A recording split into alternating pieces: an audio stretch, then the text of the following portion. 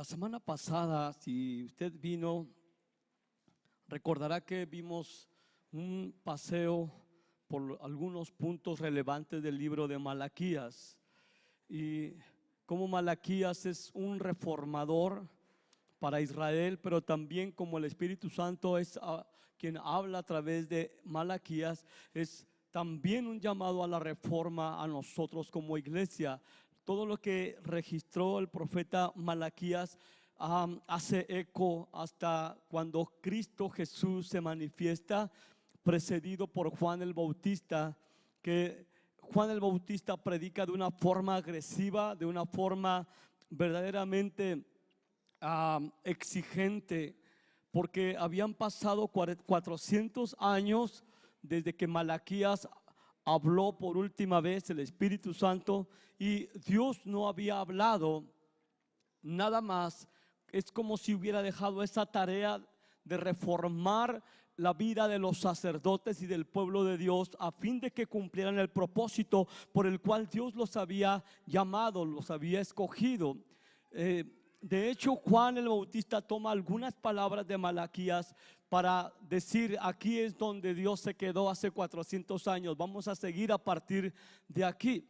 Y esos 400 años que fueron de oportunidad para Israel, el único fruto que echó fue que la gran mayoría de la nación de Israel se endurecieron más en contra de Dios, se infectaron con la influencia del mundo reinante en aquel entonces, la influencia cultural de los griegos y la influencia cultural de los persas. Y tenemos este grupo de personas, los saduceos, los fariseos, los escribas, toda esa gente endurecida con una apariencia de piedad, pero su vida no reflejaba lo que ellos decían saber o conocer de Dios. Dijimos que los saduceos eran la figura más mundana que había en el liderazgo cuando Jesús vino aquí a la tierra, y por eso Jesús los reprendió. Y curiosamente la palabra saduceo significa justo. Y cuando Jesús los reprende, toca este punto, que parecen muy bonitos por fuera, muy justos, pero por dentro están corrompidos como un sepulcro. Igualmente los fariseos eran personas muy influyentes, la autoridad máxima, los que tenían más peso de autoridad, pero eran hipócritas también. Y así sucesivamente toda la gente de mayor influencia religiosa y política en Israel se habían corrompido con el paso de los siglos. Saduceos, fariseos y todos estos escribas, toda esta gente que se había corrompido, fueron formándose 200 años antes de que el Señor apareciera. Así que toda la nación de Israel estaba en tinieblas, porque conocían la forma externa de la doctrina, la liturgia, todo lo que se refería al culto, pero el corazón de Israel estaba apartado de Dios. Así que toda esta gente conocía la ley, todo lo que era el Antiguo Testamento, desde Génesis hasta Malaquías de memoria, pero su vida era un fracaso a los ojos de Dios. Ahora, este es un resumen de por qué Juan el Bautista llega con un mensaje tan agresivo, y Jesús igual. Cuando Juan el Bautista desaparece de la escena, continúa con ese mensaje: arrepiéntanse porque el reino de los cielos se ha acercado. Y luego les dice también exactamente como les dijo Juan el Bautista: ustedes creen que son hijos de Abraham, pero Dios hasta de estas piedras puede sacar hijos de Abraham. Y Abraham es una figura de los que son hijos de la fe, de los que son justos a los ojos de Dios. O sea, cualquier puede llamarse a sí mismo justo, pero estar engañado y vivir una vida verdaderamente contraria a los estándares que Dios exige de su pueblo. Igualmente, Jesús llamó a la atención a volvernos hacia Dios en un profundo arrepentimiento y abrazar la venida del reino de Dios para someternos a Él y recibir la herencia que Dios había prometido para su pueblo. Todo esto tiene que ver absolutamente no solo con Israel, sino con la iglesia. Voy a tomar esta porción de Malaquías, precisamente del capítulo 1, donde Dios le dice a Israel a través del profeta Malaquías: yo los he amado. Esa es una palabra muy intensa de parte de Dios, a pesar de que en ese entonces también estaban apartados, viviendo una vida verdaderamente ligera hacia el pecado, endurecidos hacia Dios, haciendo las cosas externas, pero endurecidos. Y con todo eso Dios les dice: yo los he amado. Y esto que está aquí escrito, para muchos no tiene mucho sentido, porque tienen una idea del amor de Dios un tanto equivocada. Pero el amor necesita ser correspondido. El amor se da, pero en la medida que entendemos el amor de alguien por nosotros, somos llamados a responder en alguna forma a ese amor que recibimos. Y Dios realmente esperaba una respuesta de su pueblo cuando la gente le preguntó: ¿en qué nos has amado? ¿Ah, sí, nos has amado? Porque aquí las cosas están muy mal. Y Dios le dice: los he amado en esta forma. Escogí a Jacob y no Esaú. Jacob, un hombre malvado, corrompido en su corazón, para formar la nación de Israel, y no al primogénito, que le correspondía la herencia principal para formar a la nación que hoy conocemos como el pueblo de Israel. Se suponía que el primogénito tenía ese derecho de la bendición más grande, pero Esaú la rechaza. Por eso dice Dios: amé a Jacob y aborrecí a Esaú. Y esto les está diciendo Dios al pueblo, a la nación, a los sacerdotes: ¿que no ven cómo los amé? Desde el principio escogí a Jacob y ellos eran hijos de Jacob. Es decir, ellos ni siquiera deberían de figurar, ni siquiera deberían haber nacido, porque Jacob no merecía haber sido llamado, escogido por Dios. Toda esta trama de Jacob y Esaú es una figura casi perfecta de lo que ocurrió en la cruz. Dios nos escoge a nosotros y aborrece a Jesús al entregarlo por nosotros. Dios aborrece a Jesús, lo quebranta, lo maldice, experimenta la separación y la muerte, Jesús en la cruz. Y con eso está diciendo: los he amado. Yo los he amado. ¿Cómo nos ha amado Dios? Es simple, pero es a la vez, son aguas muy, muy profundas para comprender la dimensión del amor de Dios por nosotros. Tú y yo ni siquiera deberíamos estar aquí, pero a causa de que Dios entregó a Jesús por nosotros, lo aborreció y eligió amarnos con un amor no merecido, con un amor que no nos ganamos. Y Dios entonces lo entrega por nosotros. Y tanto en el Antiguo Testamento como bajo el Nuevo Testamento, el amor de Dios no ha cambiado. Y el amor de Dios esperaba ser correspondido. Y lo único que encontró Dios en toda esa generación fue quejas, fue ingratitud ante el amor de Dios. Recibió reclamos Esto fue lo que Dios recibió a cambio de todo el amor que Dios había mostrado hacia un pueblo rebelde que Él había amado y había escogido.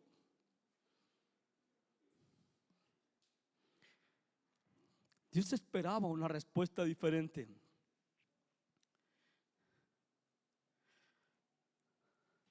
Así que Dios revela su amor por nosotros ahora bajo el nuevo pacto, precisamente en que ha traído a muchos a su reino y de generación en generación ha ido formando la iglesia desde Cristo particularmente hasta hoy y hasta que Él venga.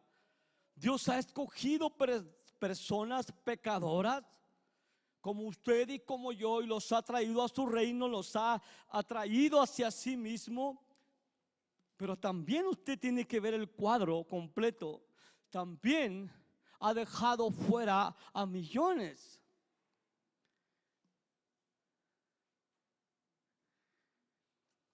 Piensa en eso. Hay millones que están fuera de la gracia. Millones que van a llenar junto con el diablo y sus demonios el lago de fuego. Está en la escritura, es algo que debiera de llenarnos de asombro. ¿Por qué eligió amarme a mí Dios? ¿Y por qué a mí no me manda al lago de fuego, al infierno? Llámale como quieras, al castigo eterno. ¿Por qué me escogió a mí? ¿Cómo es el amor de Dios? ¿Cómo puede Dios estar gritando en el Nuevo Testamento cuán grande, profundo, alto y ancho es el amor de Dios por nosotros? Es cierto que hay una declaración que resume todo lo que estoy diciendo hasta este momento. Dice: nosotros amamos a Dios porque Él nos amó primero. Y esa es una frase muy simple,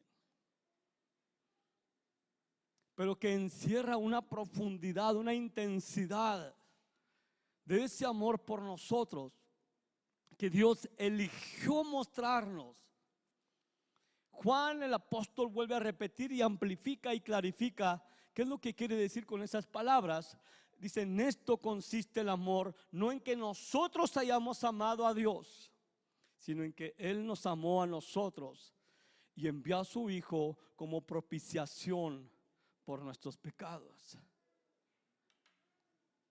Este es un versículo para memorizar.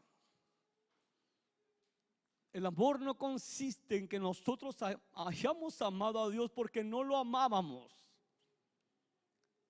Antes de que Él nos encontrara, no lo amábamos, como dijo Martín hace un momento. Recuerda lo que eras antes y lo que eres hoy. No lo amabas, así que no te ganaste, no me gané el amor de Dios. Y no puedo decir que es un mérito que yo lo haya amado, porque mi amor, de acuerdo al apóstol Juan, mi amor por Dios es una respuesta que debiera de ser lo más natural al conocer cuánto me ha amado Dios. No es una obligación, sino una respuesta natural ante tan glorioso amor. Pero si no conocemos las dimensiones del amor de Dios por nosotros, va a quedar solamente en una palabra superficial. De igual manera vamos a cantar de cuánto amamos a Dios o cuánto nos ama Él, sin tener una comprensión de cómo ha sido intenso su amor por nosotros. Es sumamente importante esto. Hay algo que quería mencionar, espero recordar algunos detalles. Me vino a la mente hace un momento. Algunos de ustedes quizás han visto una película que se llama El tigre en la nieve, de Roberto Benigni. ¿Nadie? Es genial, se las recomiendo. Todas las de Roberto Benigni están verdaderamente increíbles. Les resumo la película. Ni modo, van a ver cómo le llaman spoilers. pero lo uso para ilustrarlo. Roberto Benigni, no sé cómo se llama la película, pero la escena es que está divorciado de su esposa. Su esposa, por alguna razón, lo corre de la casa. No están juntos y tiene 2 hijas. Y llegando al punto, ella hace un viaje, no recuerdo si es a Irak o algo así, ¿sí? Al Medio Oriente, y hay una guerra. Y él se entera que su ex esposa va a ese lugar donde está siendo bombardeado. Y en resumidas cuentas, él no puede pasar una frontera para ir a buscar a su esposa, a ver cómo está, a ver si está viva. Bueno, ex esposa.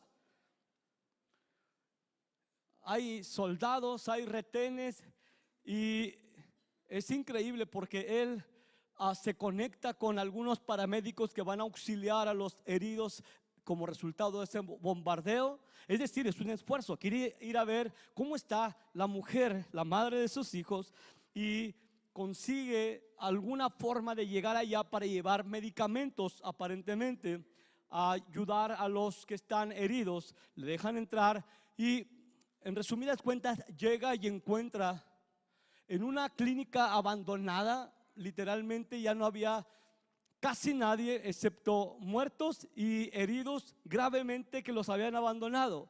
Y entra y está ahí la mujer que él ha amado y está inconsciente. Y le dice a un enfermero: hey, hagan algo. ¿Por qué? ¿Por qué no están haciendo? Porque no hay medicina, no hay nada, no hay doctores.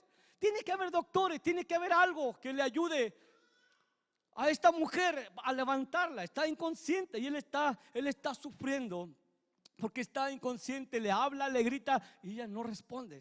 Es como si estuviera muerta, está en estado de coma. Y él empieza a hacer una serie de acciones para conseguir un suero. Se mueve por todo ese lugar para conseguir medicina, para conseguir antibiótico. No hay botellas o bolsas especiales de suero, no hay nada, y él se las ingenia para poner una botella, una bolsa, y consigue una aguja. Él mismo le pone eso, y cada vez que él salía de ahí, se acercaba y le daba un beso en la frente.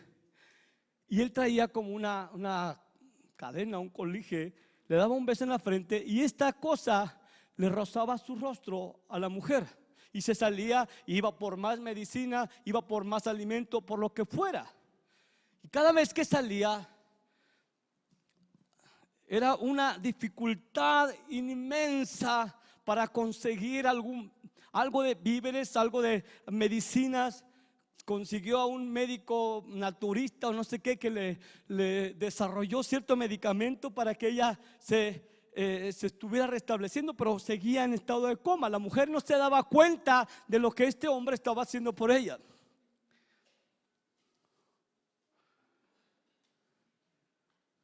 Llega el momento casi final de esto que quiero ilustrar. Ella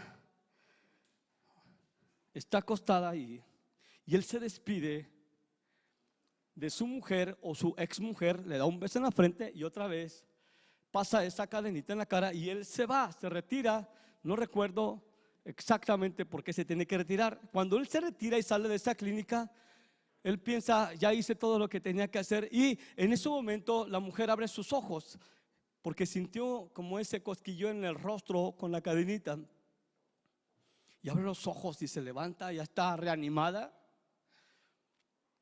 Pasa un poco de tiempo, ella vuelve a su casa con sus hijas y él va a la casa a visitar a sus hijas. La mujer está en una ¿cómo se llama? Una cama de esas que están así como en los jardines de las albercas, no sé cómo se llaman. Ella está acostada y está dormida.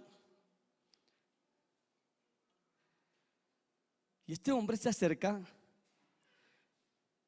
y le da un beso, y otra vez esa cadena en su cara. Ella abre los ojos y es como que le cae el 20. Esto ya lo había experimentado antes. y descubre, sin que su marido le dijera, o ex marido, que él había sido el autor de su sanidad, de haberla salvado de la muerte. Pero él no dice nada, él está callado, él le da el beso y se va. Y ella se levanta y empieza a hacer una evaluación de todo lo que pasó allá. Y este hombre quería casarse de nuevo con ella. Y ella no quería. Pero cuando descubre todo lo que él había hecho por ella, todo lo que él se arriesgó por ella, no le quedó más remedio que recibir a su exmarido y volverse a casar. Porque si antes lo había amado, ahora que descubre todo lo que había hecho por ella, ella descubrió el valor de esa persona a la cual por alguna razón había rechazado, porque vio y analizó cada cosa que su exmarido había hecho para conquistarla. Y sabes, nosotros los seres humanos somos así. Crecimos sabiendo que había un Dios, pero nos divorciamos de Dios. Rechazamos a Dios a pesar de que Él estaba ahí. Queríamos algo de sus beneficios, pero no queríamos nada de una relación, de un compromiso con Él. A pesar de todas las señas que Él nos daba de su amor en las cosas cotidianas, no queríamos nada con Él. Y fue hasta que realmente esa cadena pasó por encima de nosotros, y fue la cruz. Fueron muchas llamadas de parte de Dios a mi vida a lo largo de mi infancia, juventud, que Dios me perseguía. Pero fue hasta que vi la cruz que entonces dije, ¿qué pasó ahí en la cruz? Y fue hasta que Dios nos abrió el entendimiento de lo que Él había hecho por nosotros en favor nuestro para conquistar nuestro corazón. El libro de Efesios es fascinante.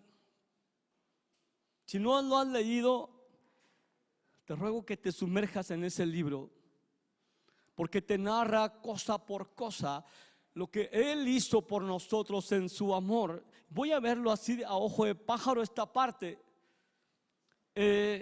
Algunos versículos que reflejan la forma del amor de Dios por nosotros,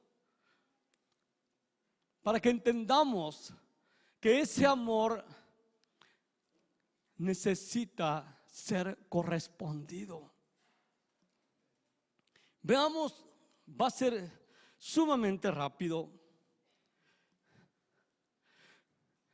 Dice en el libro de Efesios que fuimos escogidos desde antes de la fundación del mundo para que fuésemos santos, apartados y sin mancha delante de Él. Escogidos.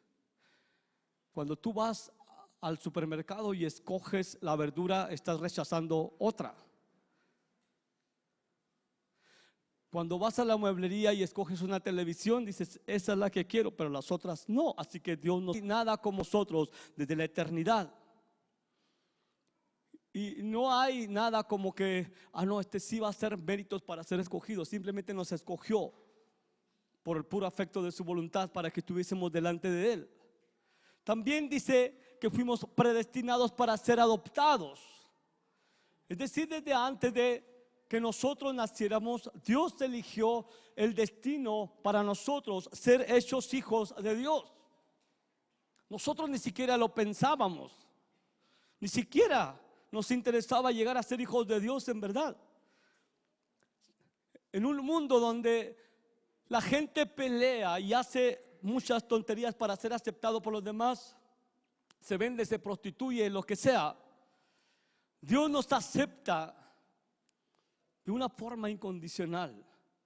Dice ahí que fuimos hechos aceptos en el amado por la gloria de su gracia. Solo por su gracia nos hizo aceptos. Él nos aceptó antes de que hubiéramos sido transformados. Él desde la eternidad dijo, lo quiero, la quiero para mí. Te aceptó sabiendo lo que ibas a hacer, bueno y malo, y lo que ibas a llegar a hacer si te casabas con Él. También dice que fuimos redimidos. Redimidos quiere decir que fuimos liberados de una esclavitud. Esa es la forma del amor de Dios, fue liberarnos de la esclavitud del pecado. En Él tenemos redención por su sangre. Para que nosotros seamos liberados del pecado, fue necesario que el Hijo de Dios derramara su sangre. Por así decirlo, como dice la Escritura, para comprar un esclavo se necesitaba pagar un precio. Él pagó el precio con su sangre, no con dinero, no con joyas. Nos compró para Él. Nos libró de la esclavitud del pecado, de la esclavitud del diablo, nos redimió. Él es nuestro redentor. Ahora somos suyos. Él nos compró para Él. Somos suyos. No somos nuestros, somos de Él. También dice que fuimos capacitados. ¿En qué sentido? Bueno, dice antes de capacitados, perdonados. No solo nos liberó de la esclavitud del pecado, ya no tenemos que pecar porque el pecado nos domine. Ahora tenemos que ver cuántos pecados nos perdonó en la cruz. ¿Cuántos pecados fueron perdonados en la cruz? Todos. Todos. Todos. Se proveyó la gracia para que cada pecado, cada ofensa que le hiciéramos a Dios fuese perdonada cuando nosotros vamos a Él. Jesús se anticipó y pagó el precio de la deuda que produce cada pecado de cada ser humano. Nuestros pecados producen una deuda que se tiene que pagar en el infierno, pero Jesús pagó con su sangre según las riquezas de su gracia. Quiere decir que Dios tiene suficiente gracia para escoger perdonarnos, porque Jesús ya pagó por nosotros. También fuimos capacitados, dice la Escritura, que hizo sobreabundar para con nosotros en toda sabiduría, la gracia e inteligencia, dándonos a conocer el misterio de su voluntad. Abrió nuestro entendimiento para que comprendiésemos lo que Él quería, y está escrito lo que Él quería para nosotros y de nosotros. Nos dio entendimiento, nos dio el Espíritu, nos dio su palabra para que entendiésemos el misterio de su voluntad. Esto no se los dio al mundo entero, se los dio a sus escogidos. También Él mostró su amor cuando nos permitió escuchar el Evangelio. Hoy en día hay millones literalmente que nunca han escuchado hablar del Evangelio. Y el Evangelio es el poder de Dios para salvar a todo aquel que cree. Y a nosotros nos fue concedido escuchar el Evangelio, y lo escuchamos cada domingo y lo escuchamos entre semana. Escuchamos las buenas noticias del amor de Dios en Cristo Jesús. Eso también es parte del amor de Dios. Él escogió que tú escuchases las buenas noticias para que tuvieras oportunidad de volver tu corazón a Él. Eso es amor. El Evangelio costó muchísimo, y es un privilegio que Él nos concede escuchar el Evangelio, asombrarnos de la gracia de Dios y abrazar a Jesús, que hizo todo esto por nosotros. También fuimos resucitados. Ve lo que dice la Escritura: pero Dios, que es rico en misericordia, por su gran amor con que nos amó, aun estando nosotros muertos en delitos y pecados, nos dio vida juntamente con Cristo. Por gracia sois salvos. Y juntamente con Él nos resucitó, y asimismo nos hizo sentar en lugares celestiales con Cristo Jesús. El pecado en el que vivimos, aunque no nos dábamos cuenta, nos mató. Y la muerte que produce el pecado es la separación de la comunión con Dios, es el divorcio. Pero Él,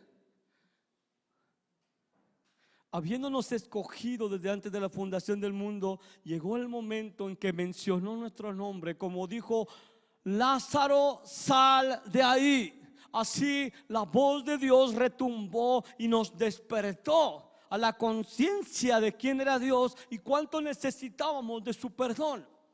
Nos dio vida juntamente con Jesús y nos sentó en los lugares celestiales juntamente con Él. Nos dio un lugar de autoridad, un lugar de honor como hijos. También fuimos salvados por gracia. Eso es parte del amor de Dios. Dice la Escritura: porque por gracia sois salvos por medio de la fe. Y esto no de ustedes, sino que es un don de Dios. Salvos de la ira de Dios, salvos de la condenación eterna, salvos de Satanás y sus demonios, salvos de esta generación perversa. Nos apartó, nos dio gratuitamente salvación. Eso es amor. Esas son buenas noticias, ¿no es cierto? Parte del amor de Dios es que nos salvó con propósito, porque dice: porque somos hechura suya en Cristo, obras maestras. Somos una obra maestra en Cristo Jesús, creados en Cristo Jesús para buenas obras que Dios planificó de antemano para que anduviésemos en ellas. Dios tenía un propósito desde la eternidad para ti. Te escogió y diseñó una vida, una forma de vida para que tú te desarrolles en tu generación. Él hizo un plan en su amor que te predestinó como hijo. Te dijo: esto es lo que tengo para ti. Es un plan especial para ti. No te salvó para que vivas a la y se va. Te salvó para que descubras que es aquello importante que nadie más aparte de ti va a desarrollar. ¿Estás viviendo para ese propósito? También en su amor nos dio acceso a la comunión con Dios. Nos dio acceso a Él. Dice: porque por medio de Él, es decir, de Jesús, los unos y los otros tenemos entrada por el mismo Espíritu al Padre. Tenemos la libertad de la comunión con el Padre a través de Jesús. Dios no te salvó y te dijo: sabes que apártate, no me hables, ya te salvé, ya te perdoné. No, ahora puedes venir a mí. Eres mi hijo y quiero que estés conmigo. Quiero que camines conmigo. Te amó. ¿Qué tiene que ver un Dios santo, puro, perfecto, que quiere relacionarse con gente tan imperfecta como nosotros? Porque te ama. Porque te ama y escogió amarte. También nos hizo miembros de su familia. Dice: así que ya no somos extranjeros ni advenedizos, sino conciudadanos de los santos y miembros de la familia de Dios. Aquí esta es una pequeñísima expresión de la familia de Dios, pero los hijos de Dios están esparcidos por todo el mundo. Somos miembros de la familia más importante en este planeta, la familia de Dios. Eso es amor. No eres un huérfano, no eres un extranjero, sino eres parte de la familia más importante si estás en Cristo. Eres conciudadano de los santos, eres parte de la gente que Dios apartó para Él. Y encima Dios no se conforma con esto. Dice: en quien ustedes también son juntamente edificados para morada de Dios en el Espíritu. Como personas somos templo del Espíritu. Como iglesia somos edificados continuamente para convertirnos en la morada de Dios en el Espíritu, como parte del cuerpo de Cristo, para que Dios se manifieste plenamente entre nosotros en este lado de la eternidad. Jesús nos abrió esa posibilidad de ser un pueblo en donde Dios se manifiesta a favor de los suyos. Eso es amor. No hizo un pueblo y luego se alejó. Nos dejó al Espíritu Santo y estamos siendo edificados para que cada vez más y más de Dios se manifieste entre nosotros. Para que cada vez sea más evidente la presencia del Señor entre nosotros. Entre más crecemos, más vemos a Dios obrar entre nosotros. Y luego dice también que fuimos destinados a ser plenamente llenos de toda la plenitud de Dios. Esas son palabras mayores.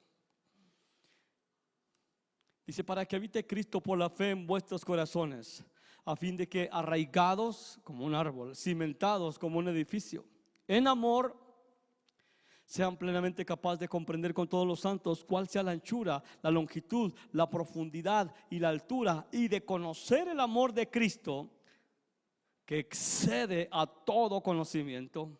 ¿Para qué? ¿Para qué?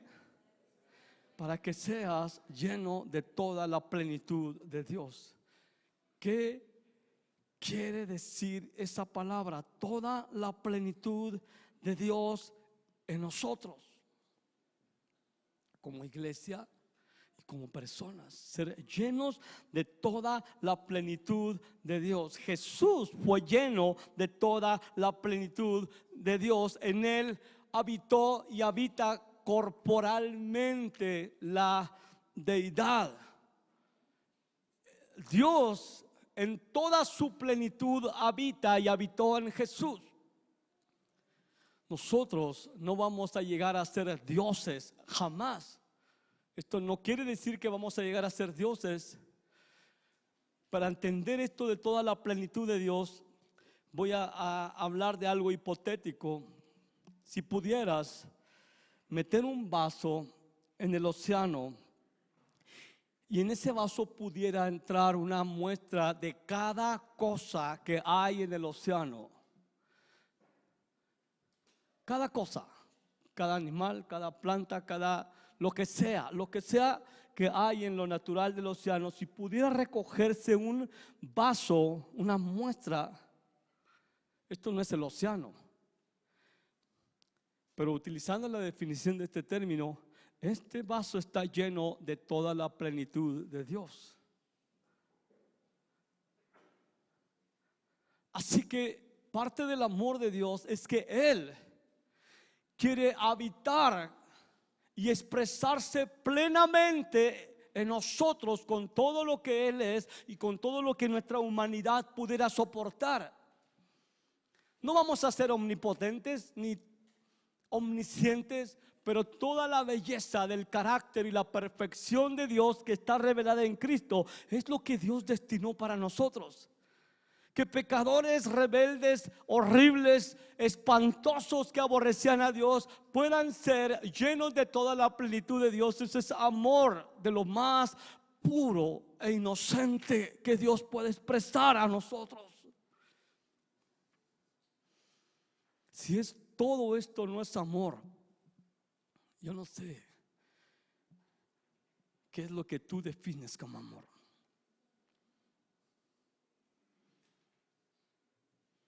Puedes decir, Dios me ha amado, y pensar en todas estas cosas que hizo en Jesús. Piensa en todo esto que acabo de definir como las formas del amor de Dios que es en Cristo para ti, a nivel personal, a nivel familiar, a nivel iglesia. Piensa en todo esto que acabo de definir como las formas del amor de Dios para ti. Y luego añádele todo lo que Él tiene preparado para los que le aman del otro lado de la eternidad. Esto no se ha acabado. Esto es apenas el inicio de la expresión del amor de Dios. Necesitamos conocer la altura, la anchura, la profundidad, la longitud del amor de Cristo para que seamos llenos de toda la plenitud de Dios. Dios quiere saber cuán grande, profundo, alto, ancho y largo es el amor de Jesús por ti. Dios quiere que lo sepas, que lo comprendas, que lo acaricies, que lo disfrutes y que abras los ojos y digas, wow, ya entiendo cuán intenso, cuán ardiente es el amor de Dios por mí. y luego que le correspondas. Porque por eso dijo Juan, en esto consiste el amor, no en que nosotros le hayamos amado, sino que Él nos amó a nosotros primero. Nosotros somos llamados de manera natural a amarle, a corresponderle. Él nos apartó para Él, como apartó a los sacerdotes en el Antiguo Testamento. De las 12 tribus escogió una tribu, la tribu de Leví, para que les sirviera, para que enseñaran al pueblo de Dios la palabra, para que dieran a conocer el carácter de Dios, la voluntad de Dios a todos los demás. Apartó a la tribu de Leví. Y es sobre quienes está hablando Malaquías. Los escogió y les dijo que debido a ese privilegio y a ese llamado que tenían de haber sido amados por Dios, al haber sido escogidos, ellos conocieron muy poco de las dimensiones del amor. Ellos solamente entendieron: Dios nos escogió en lugar de Esaú y nos llamó para que le sirviéramos. Solamente allí estaba las razones de ellos, y eran suficientes razones para que ellos le sirvieran, para que le correspondieran. Las dos razones que Dios les dio a los sacerdotes es: los escogí a ustedes en lugar de Esaú, y les di un llamamiento, les di una razón para la cual vivir. Toda la descendencia de Leví eran llamados para servir a Dios. Solo ellos tenían ese privilegio de servirle a Él. Y ahora nosotros, como sacerdotes, sabiendo que Él nos escogió desde antes de la fundación del mundo, tenemos muchísimas razones por las cuales corresponder al amor de Jesús. Muchas más razones, las que he mencionado, y hay muchísimas más que Dios va revelando las dimensiones de ese amor por ti. Debiera de ser levantarme y decir: si así me ha amado Dios, ¿cómo puedo corresponderle? Muchos se equivocan y no tienes que hacer nada, solo disfruta del amor.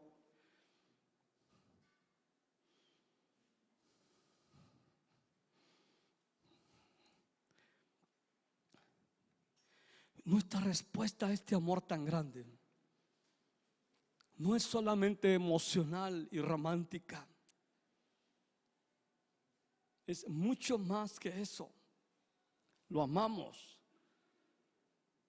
porque Él nos amó primero. Descubrimos cómo fue su amor por nosotros, y luego queremos llegar a esa medida de corresponderle, de dedicar nuestras vidas. Ve lo que nos dice el Señor hablando de Leví, de donde surge esa tribu de sacerdotes, y que hay mucho de eso para nosotros en el Nuevo Testamento. Somos sacerdotes, amén. Somos sacerdotes de una clase un tanto diferente, pero con atributos y un llamamiento parecido a esos sacerdotes. No ofrecemos sacrificios de animales, pero sí ofrecemos un servicio a Dios. Se supone que esa es nuestra manera de corresponderle a Dios. Ve esto, cuando Dios habla en Malaquías, dice: y sabréis que yo envié este mandamiento para que fuese mi pacto con Leví. Ha dicho Jehová de los ejércitos: mi pacto con él fue vida y de paz. Fue de vida y de paz, las cuales yo le di para que me temiera, para que me honrara, para que tuviera respeto, reverencia por mí. Él es muy santo, demasiado santo, y se requiere entender que uno de los primeros niveles de relación con Dios es aprender a temerle. Dice: y tuvo temor de mí, y delante de mi nombre estuvo humillado. La ley de verdad estuvo en su boca, e iniquidad no fue hallada en sus labios. En paz y en justicia anduvo conmigo, y a muchos hizo apartar de la iniquidad. Porque los labios del sacerdote han de guardar la sabiduría, y de su boca el pueblo buscará la ley, porque mensajero es de Jehová de los ejércitos. Quiero que entiendan esto. Esta tribu de Leví es una pequeña sombra, una pequeña figura de nuestro sacerdocio hacia Dios. Dios escogió a estos sacerdotes o a esta tribu para que les sirviesen como una respuesta al glorioso amor de Dios de haberlos librado de la esclavitud de Egipto. Tuvieron ese privilegio de haber sido llamados para estar delante de Dios sin mancha. Leví, el primer sacerdote, y sus hijos esto hicieron. Respondieron a esa gracia inmensa de Dios, de no solamente los sacó de Egipto, de la esclavitud, pero les dio un llamamiento tan alto que no se lo dio a ninguna otra tribu. De todas las naciones, Dios escogió gente para sí, no solamente para librarlos del infierno, sino para hacer todas estas increíbles formas de la expresión del amor, para que nosotros nos convenciéramos de cuán digno, cuán glorioso, cuán perfecto es nuestro Dios, para que nosotros le sirvamos. Es algo natural que debe de surgir de conocer el amor de Dios. Es algo natural que debe de surgir, como surgió en esa mujer de la película. Descubrió todo lo que este hombre hizo por ella y se levantó y dijo: te quiero conmigo. Estos sacerdotes lo entendieron porque Dios alabó a Leví y alguna generación después se corrompieron y se aburrieron de Dios. Literalmente se aburrieron de Dios, olvidaron todo lo que Él había hecho por ellos. Por eso dice: ¿en qué nos has amado? Y decían: qué fastidio es esto, qué fastidio es estar haciendo estas cosas, de servirle a Él. Imagínate el grado de dureza y su amnesia espiritual de no recordar la intensidad del amor de Dios por ellos. Dureza, insensibilidad hacia el amor de Dios, insensibilidad de su necesidad de volverse a Él. Y no tuvieron temor. Ve esto, Dios hizo y les describe que hizo un pacto con Leví. ¿Me ayudan por favor a ir adelantándome?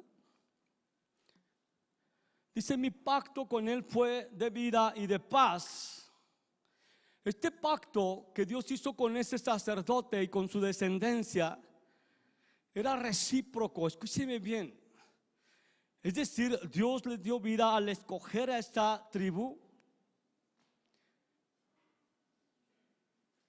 Quitó el estorbo que le impedía a Leví acercarse a Dios, que eran sus pecados. Dios echó mano de su gracia para escoger a esos que iban a ser sus sacerdotes, como nos escogió a nosotros. Así que les dio un pacto de vida y paz para que lo temiera. Dios hizo un pacto con nosotros en Cristo Jesús para reconciliarnos con Dios y que lo temiéramos, porque no temíamos a Dios antes de venir a Cristo. Pecábamos y no nos importaban las consecuencias. No pensábamos en Dios, no pensábamos en absolutamente nada. Nos importaba un comino. Pero ahora en Cristo Él pone su temor en nosotros. Amén. Porque hizo un pacto de vida y de paz para que le sirviéramos con temor reverente. Y dice esto que quiero decir: los sacerdotes se habían vuelto impíos. Los sacerdotes judíos se volvieron impíos. Es decir, no les importaba ya Dios ni las cosas referentes a Dios. Vivían con la rutina: sí, soy sacerdote, soy del pueblo, pero eran impíos. Y como suele suceder en la iglesia, ellos se habían engañado a sí mismos. Ponga atención aquí. Al reclamarle a Dios ciertos derechos y ciertos beneficios, pero sin obedecer los mandatos de Dios.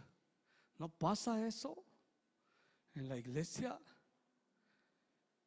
Que la gente quiere beneficios de Dios, pero no quiere vivir comprometido con Él. Pero ahora has entendido, o creo que algo has recibido, entendimiento de cuán grande es el amor de Dios. No seamos como esos sacerdotes impíos que queremos beneficios de Dios, pero no queremos obedecerle a Él. No queremos hacer nada para servirle. Queremos solamente que nos dé algo y luego que nos dé otro tanto, y así. El amor de Dios tiene que ser correspondido. Amén. Ellos vivían como si Dios tuviera la obligación de bendecirlos, como si ellos estuvieran haciéndole un favor a Dios al hacer esas cosas. Y mucha gente en la iglesia vive de esa forma. El sábado fui a cortarme el pelo a una peluquería, ni siquiera quería ir, porque yo me corto el pelo solo, pero en mi máquina perdí el cargador y fui, y ya me atendió una señora, yo creo alrededor de 50 años, y se dio la oportunidad de platicar que yo era pastor. Y, ¿cuál iglesia? Ya le dije cuál iglesia. Yo también fui 20 años a cierta iglesia. 20 años. Sí, pero ya no. ¿Por qué no? Vean lo que salió de la boca. Sentí una punzada en mi corazón porque esa mujer dijo: porque Dios me hizo muchas cosas muy malas.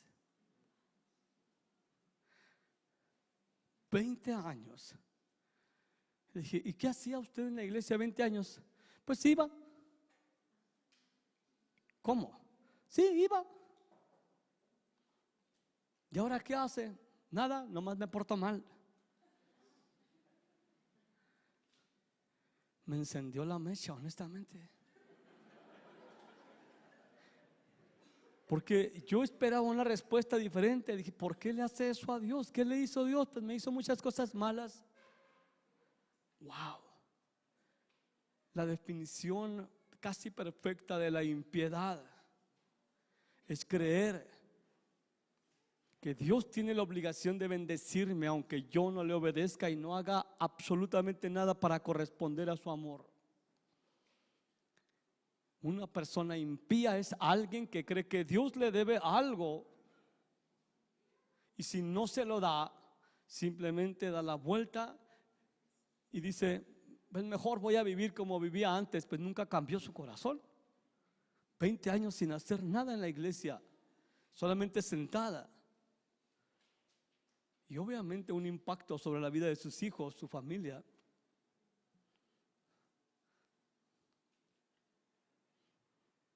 Dios hizo un pacto con nosotros de vida y paz para que le temiéramos.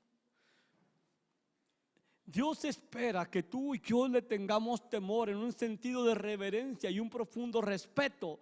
Y esto no se aprende con una enseñanza del temor de Dios. Tiene que haber una revelación del temor de Dios, de la gloria y de la santidad de Dios. Porque con el temor de Dios el hombre se aparta del mal.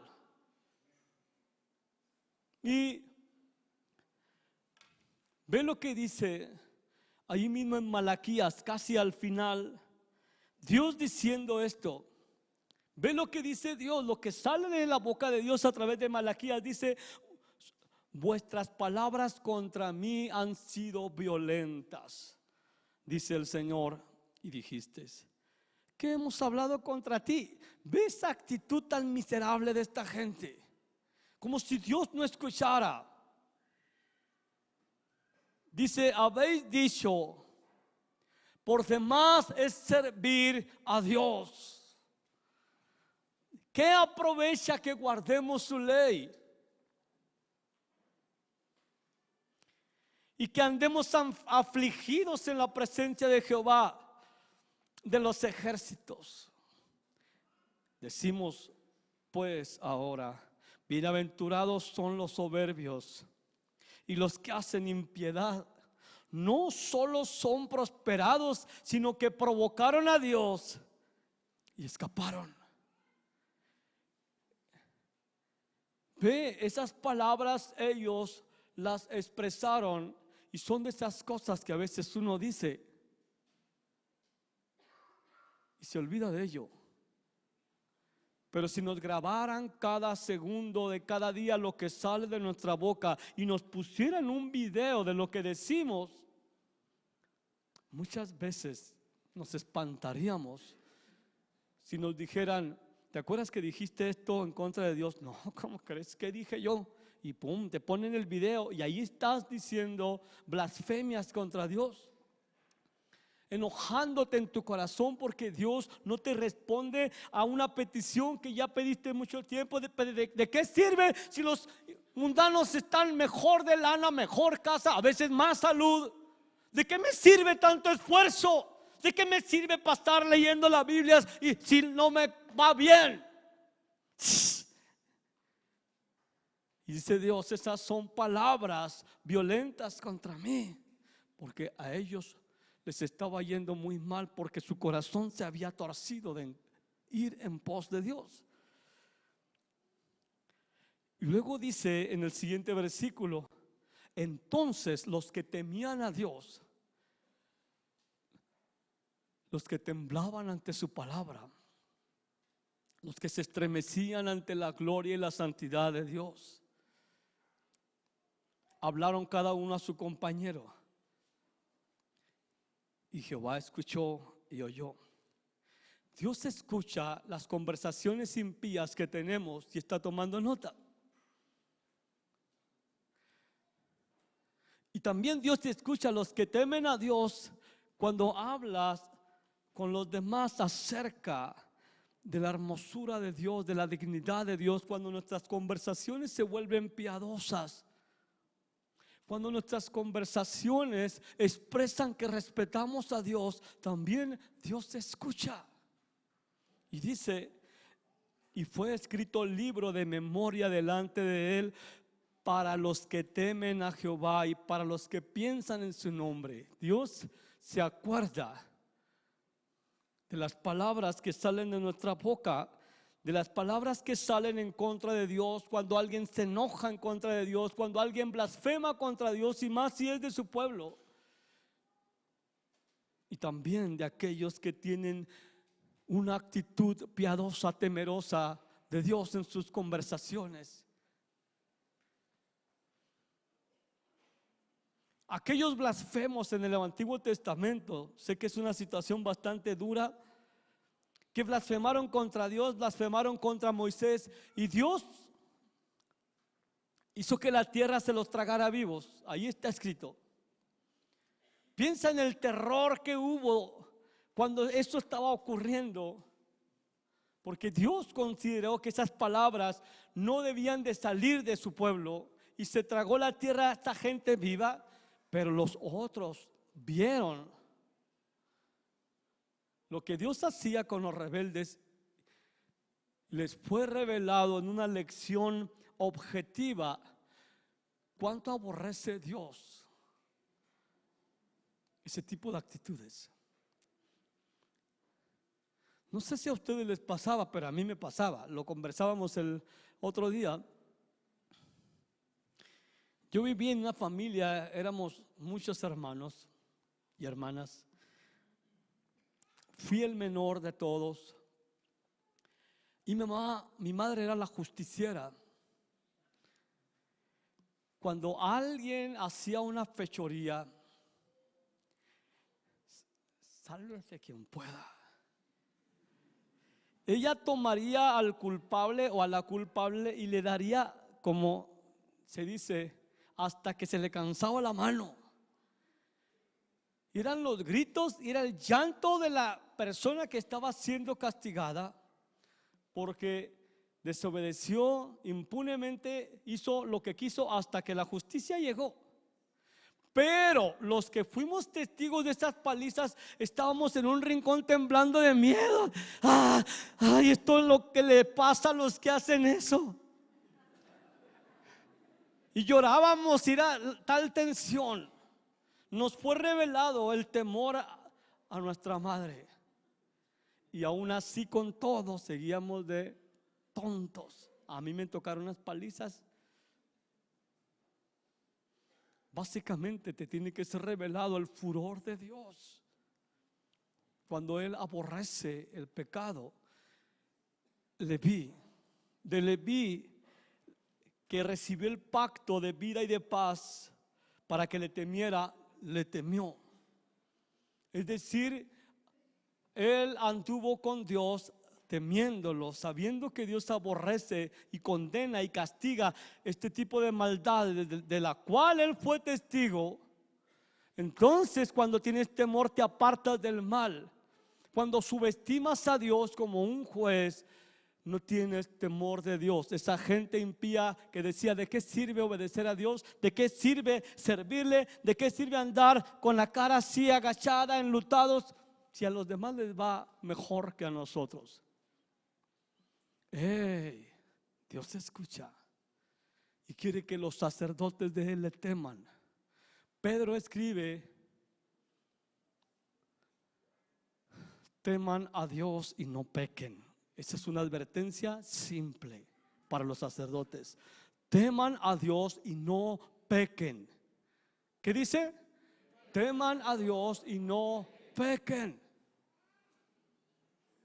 Si temes a Dios, vas a pensar: no, ahí muere, yo doy un paso atrás, no quiero sufrir lo que esta y esta persona ha sufrido a mi alrededor.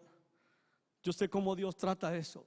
El temor de Dios se magnifica en nuestro corazón cuando vemos lo que Dios hará con los impíos en el castigo eterno. Pero aún se multiplica cuando vemos la cruz del Calvario, cómo Dios condenó al pecado ahí, cómo tomó a su hijo y lo soltó a manos perversas para que lo arruinaran. Dios estaba mostrando no solo su amor por nosotros, estaba mostrando el aborrecimiento que Dios tiene hacia el pecado.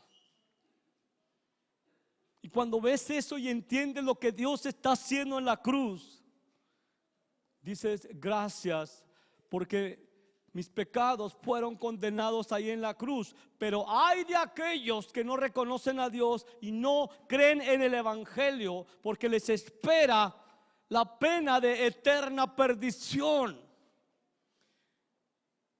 juicio de fuego de hervor que ha de consumir a los adversarios. Teme a Dios y no peques. Si eres un sacerdote de Dios y si vas a corresponderle a Dios, ya cuánto me ama Dios. Quiero temerle y no pecar contra Él. Quiero temerle y no pecar contra Él. Él no merece que yo peque contra Él. Amén. La gente que le teme a Dios, dice ahí en Malaquías, de quien Dios escuchó que temían a Dios y tenían esas conversaciones piadosas, porque honraban a Dios, dice esa gente: y serán para mí especial tesoro. Wow, especial tesoro. Escuche esto: serán para mí especial tesoro, ha dicho el Señor de los ejércitos, en el día en que yo actúe. Ve esto: y los perdonaré. Porque el hecho de que temas a Dios no te hace inmune a fallar, pero tienes la garantía de que como eres una persona temerosa de Dios, vas a volver tu corazón a Él. Y dice: y lo perdonaré, como el hombre que perdona a su hijo que le sirve. Cuando un padre tiene un hijo que le sirve y le sirve de todo su corazón y él se equivoca, no es tan sencillo perdonar.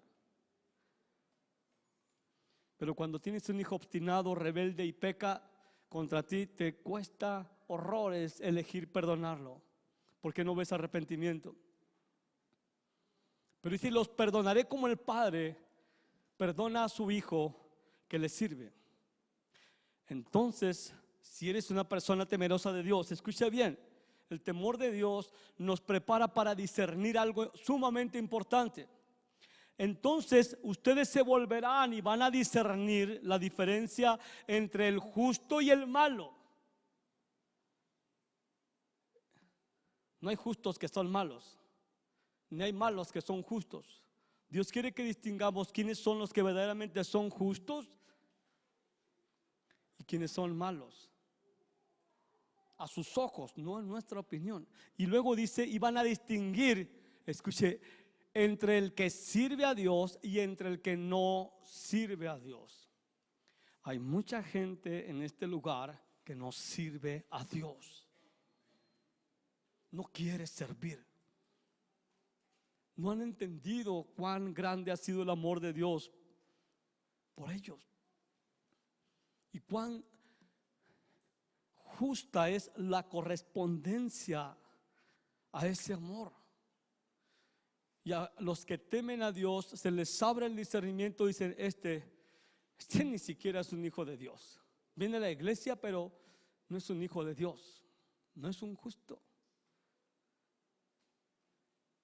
Y qué feo es que Dios le muestre a alguien que no es nacido de nuevo y no responda a la gracia del amor de Dios en la cruz. Piense, Dios quiere que sus sacerdotes le correspondan en amor a Dios, temiéndolo. Teman a Dios y no pequen. Puedes elegir no pecar.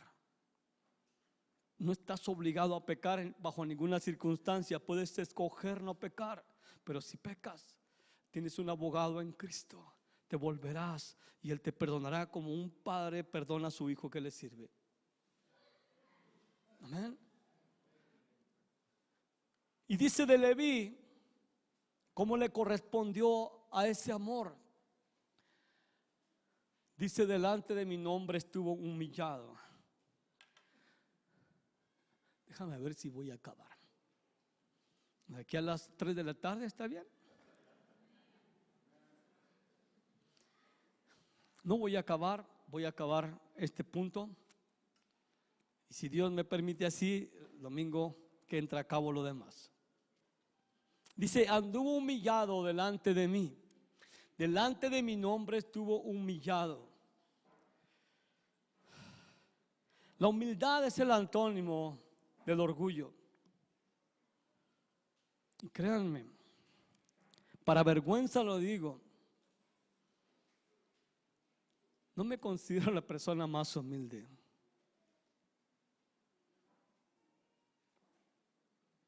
Pero esto me ha ayudado a posicionarme porque debo de crecer en humildad si voy a servirle a Dios. Humildad es el antónimo de orgullo. El orgullo fue el pecado del diablo. Amén. Y el llamado a ser humildes delante de Dios es único y es verdaderamente prominente en las Escrituras. Toda la conducta de Jesús nos enseña por la definición de su vida que Él fue humilde, en toda la expresión de lo que significa ser humilde. Y muchas cosas hace el Espíritu Santo en el cristiano en cuanto a su carácter, pero Él no nos vuelve humildes. Es un llamado a nuestra voluntad de ser humildes y mansos. Jesús dijo, imítenme, sean como yo, que soy humilde y manso. Creo que yo sería la persona más ridícula e hipócrita si les dijera, sean como yo, humilde y manso.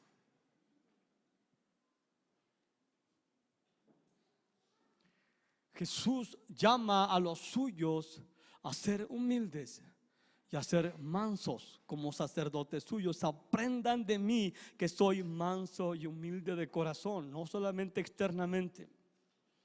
Es decir, si hay algo que podemos aprender de Jesús en lo práctico, es a humillarnos como Él se humilló delante del Padre.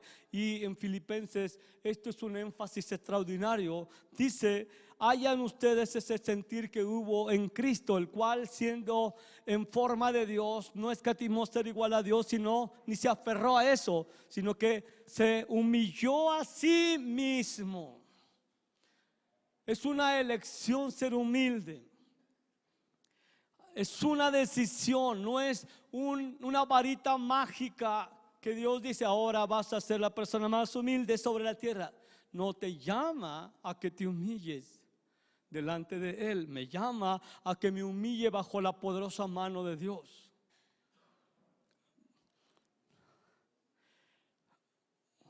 Alguien que le llaman de los padres de la iglesia, hombre de Dios muy antiguos, Agustín, algunos habrán leído sobre él. Dice, si me preguntan qué es lo más esencial en la religión, así lo expresó él, les diré que lo primero es la humildad, lo segundo es la humildad y lo tercero es la humildad.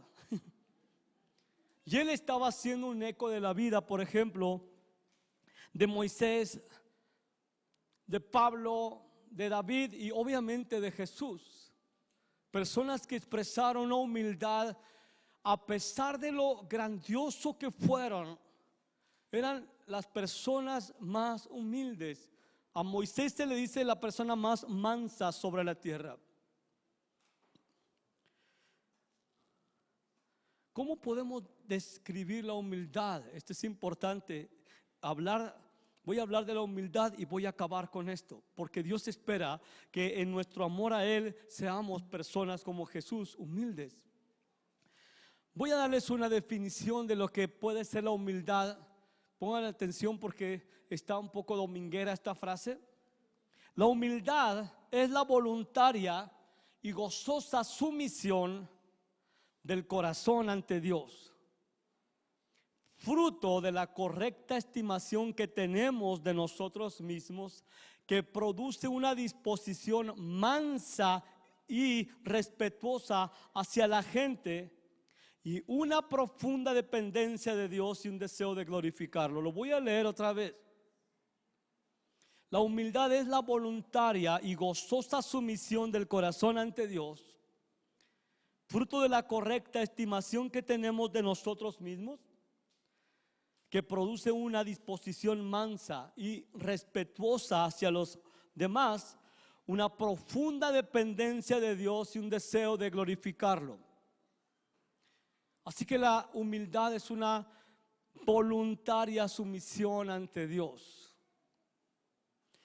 porque es un mandato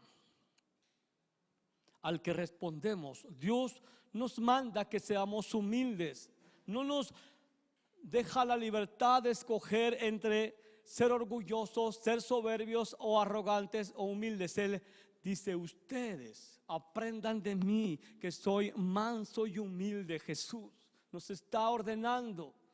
Los apóstoles nos mandan de parte del Señor que seamos humildes. Y un sacerdote, un hijo, una hija de Dios entiende que este es un mandato para obedecerse. Humillaos delante del Señor, dice el apóstol Santiago. Humillaos bajo la poderosa mano de Dios. Nos sometemos hacia Él. Una sumisión voluntaria. No es que no podamos ser humildes, es que no queremos ser humildes. Queremos mantener nuestra postura, nuestra opinión, nuestras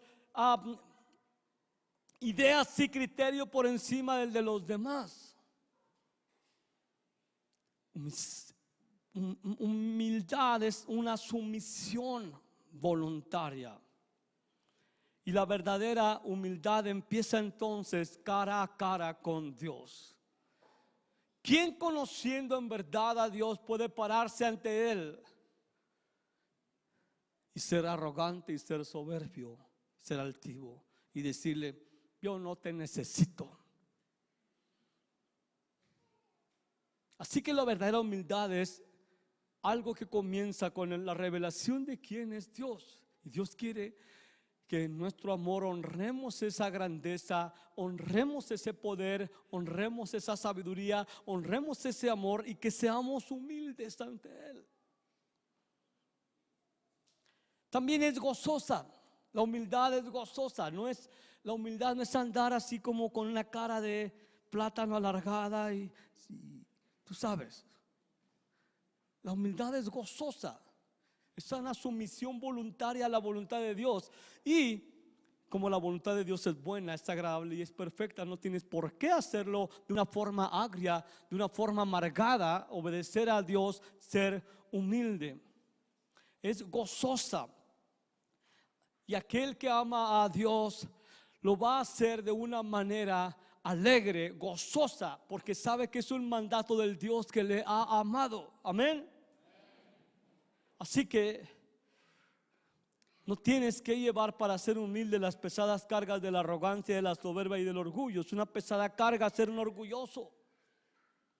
Es una pesada carga ser arrogante y querer ser humilde a fuerzas. No puedes ser las dos cosas a la vez. También la humildad, dice esta definición, es el fruto de la correcta estimación que tenemos de nosotros mismos. Dice la Escritura que nadie tenga una opinión de sí misma más alta de la que debe tener, sino que piense de sí mismo con cordura. ¿Cómo puedo pensar de mí con cordura y manifestar a Dios mi amor apasionado y agradecido en correspondencia de lo que Él ha hecho por mí?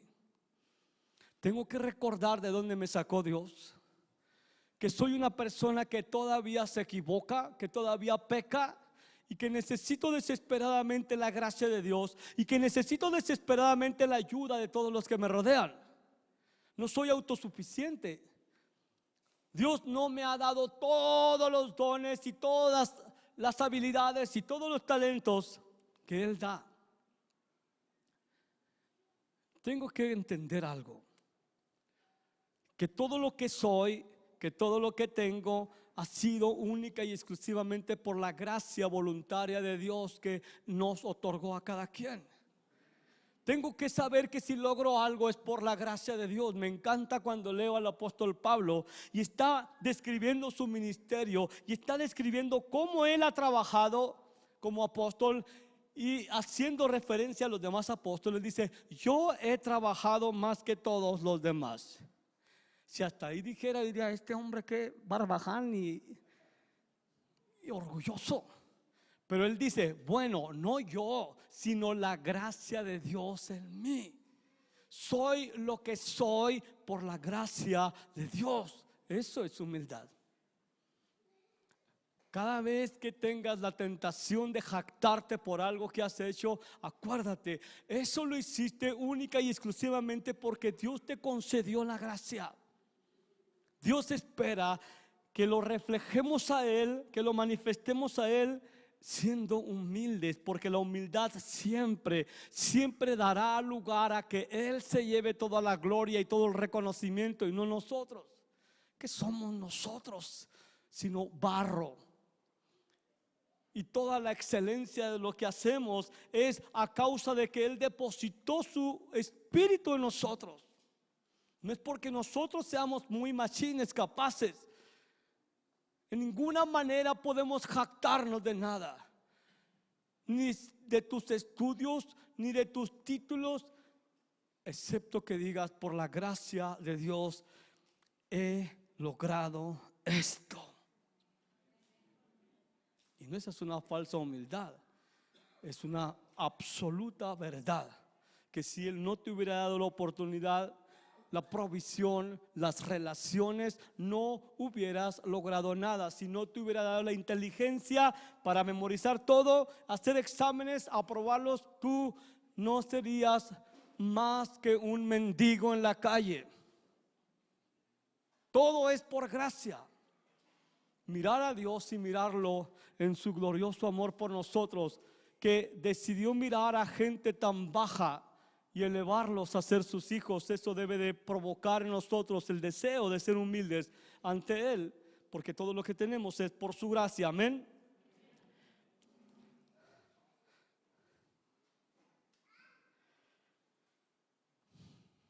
La gracia también produce una disposición mansa y respetuosa ante los hombres. Si me ayudan, pueden abrir las puertas porque hace mucho calor. Ya estoy acabando 2 puntos y ya.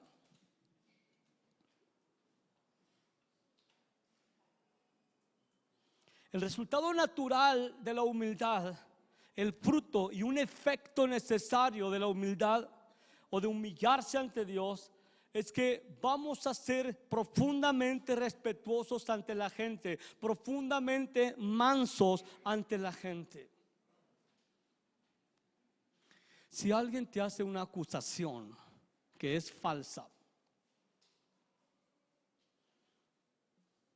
sé humilde, finalmente es falsa. Si alguien te hace una acusación que es verdad, sé humilde, porque es verdad. No nos queda más opción. ¿Por qué te defiendes? ¿Por qué me defiendo? Por el cochino orgullo que todavía está ahí. Porque no queremos vernos mal o menos que los demás. Tendemos a defendernos o a autojustificarnos y a proyectar nuestra culpa hacia otros. Y cuando nos defendemos terminamos faltando el respeto a Dios y a los demás. Si alguien se acerca a nosotros para hacernos una corrección y lo hace de manera amorosa, seamos humildes. Si lo hace de manera grosera, pero es verdad, seamos humildes, porque finalmente es verdad. Respetamos a la demás gente porque nuestra humildad primeramente es ante Él. Dios quiere sacerdotes humildes, no orgullosos, no arrogantes. La humildad puede mirar sin temor al prójimo y estimarlo como superior a sí mismo. Esas son palabras muy fuertes.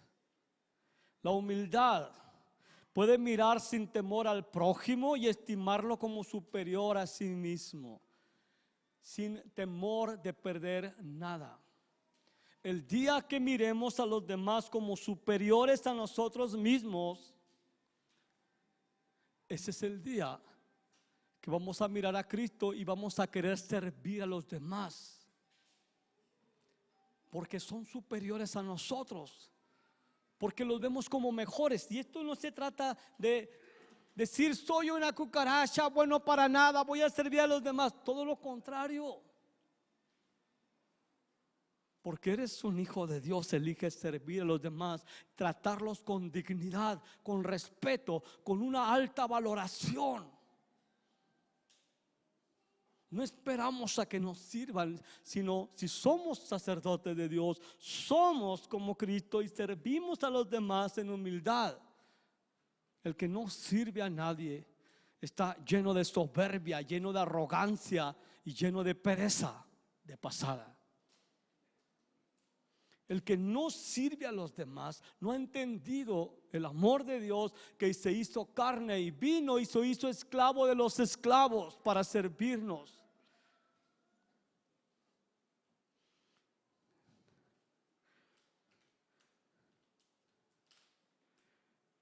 Fíjate lo que dice aquí. El humilde puede tratar con dignidad a todos, porque es consciente de que se le ha tratado de esa manera, aunque no lo merecía. Puede servir y rebajarse ante los hombres, libre de inseguridades, porque sabe que es hijo, que es amado, que es acepto, que es bendito, que es heredero de todas las cosas. Por eso puede ponerse el manto, arrodillarse y lavar los pies a otros. Jesús dijo, sabiendo quién era Él, digo, no dice Jesús, pero dice el Evangelio, sabiendo quién era Él y de dónde había salido Él. En la noche de la Santa Cena, la última cena, Él se puso el manto, Él se arrodilló y le lavó los pies a ellos. Él no iba a hacerse menos por servir. Humilde. Ser humilde no quiere decir que seas menos que los demás, pero que tratas a los demás como superiores a ti mismo. Amén.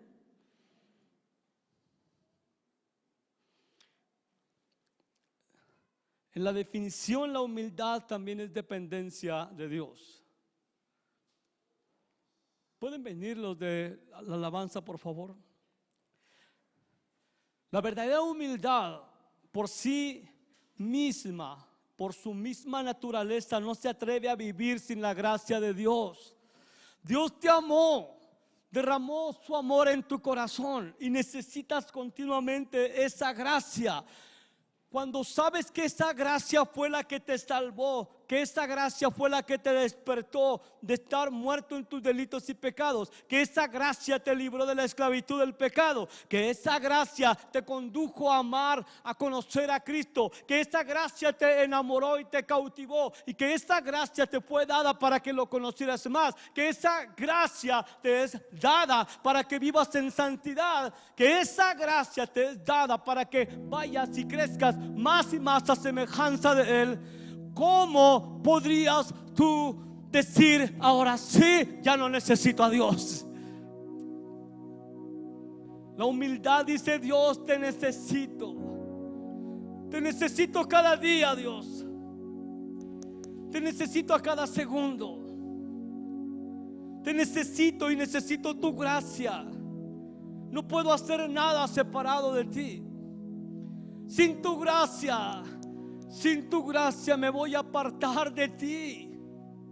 Sin tu gracia me voy a aburrir. Sin tu gracia voy a aventar todo y me voy a ir al mundo. Necesito tu gracia. Por eso la Escritura dice: acerquémonos pues confiadamente al trono de la gracia, para hallar gracia y misericordia para el oportuno socorro. La humildad ve el peligro de apartarse de Dios y corres al trono de la gracia y le dices: Dios, estoy aquí, me siento verdaderamente atraído a pecar, a darte la espalda. Te ruego que tengas misericordia de mí y me des tu gracia para no apartarme nunca de ti, para no dejar de servirte nunca. ¿Sabes?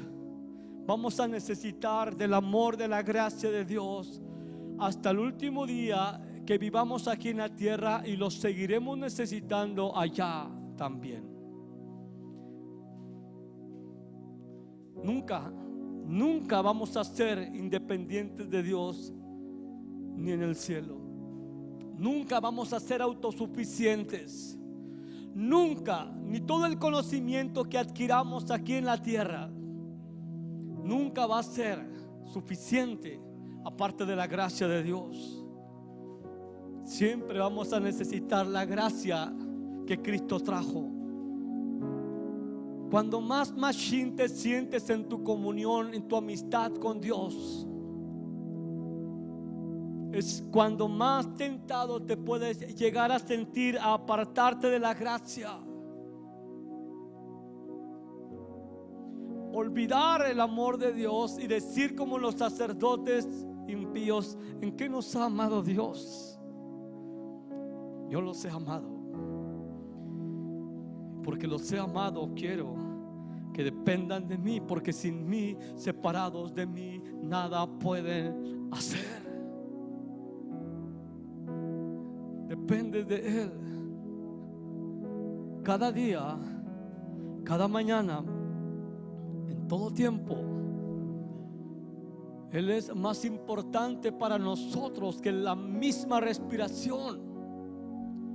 Él es más importante para nosotros y más indispensable que la comida. Él es más indispensable que cualquier éxito terrenal. Él es más indispensable para nosotros que cualquier logro material.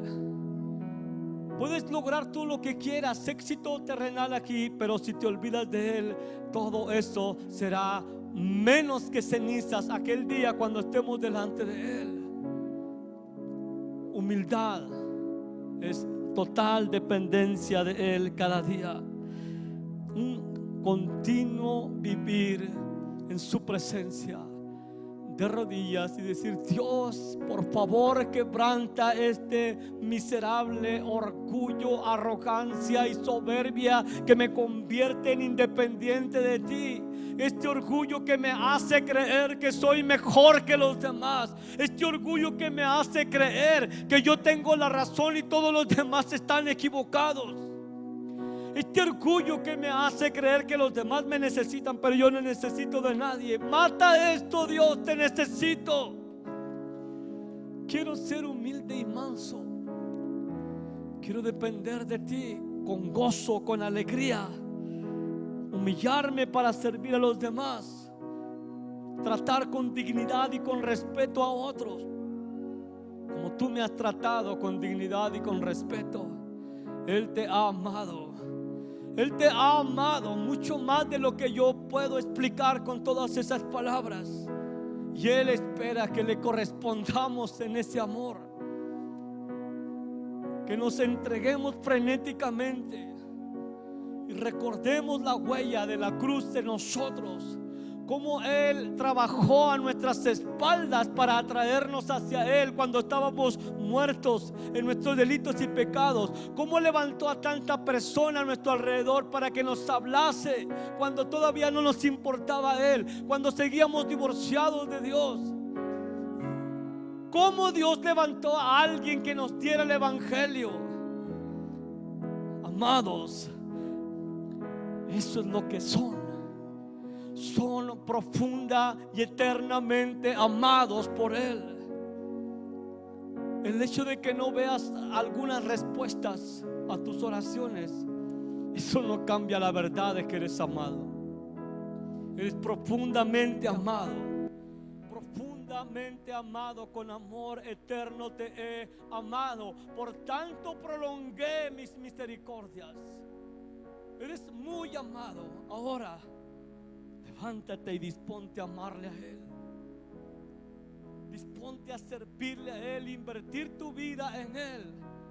Que te mueras en la raya sirviéndole con gratitud, con pasión, con intensidad, viviendo con Él y viviendo para Él.